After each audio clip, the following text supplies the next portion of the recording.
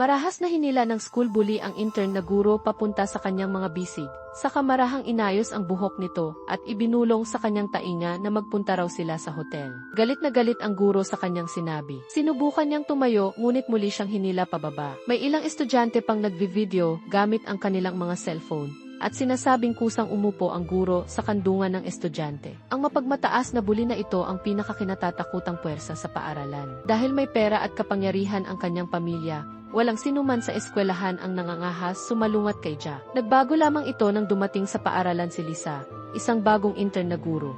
Bagamat palabiro at palakaibigan siya sa panlabas, si Lisa ay isang world-class na kampiyon sa pakikipaglaban. Ngunit bilang bagong salta, hindi niya maintindihan kung bakit takot na takot ang mga guro at estudyante kay Jack, hanggang isang araw ay aksidente niyang nasaksihan ang pambubuli nito sa isang kaklase. Nais niyang makialam kaya nagkunwari siyang may kausap sa telepono habang dumaraan at sa isang iglap ay napabagsak niya si Jack. Pagkatapos ay nagkunwari siyang malubhang nasugatan at sinabing nadapa lamang siya. Inalis niya ang plastik na supot sa ulo ng batang binubuli at inutusan itong bumalik sa klase. Ngunit dahil walang pahintulot ng bully, hindi man lang ito makagalaw. Napilitan si Lisa na itulak palayo ang bata. Mula noon, nagsimula ang alitan nila ng school bully. Lumapit ang binubuli na bata kay Teacher Lisa at humingi ng tulong. Lumabas na hindi lamang siya pinahihirapan sa loob ng paaralan kundi pati sa labas. Nai-report na niya ito sa pulis, ngunit takot ang mga ito sa impluensya ng pamilya ng bully. Gusto mang tumulong ni Lisa, nakaramdam siya ng kawalan ng magawa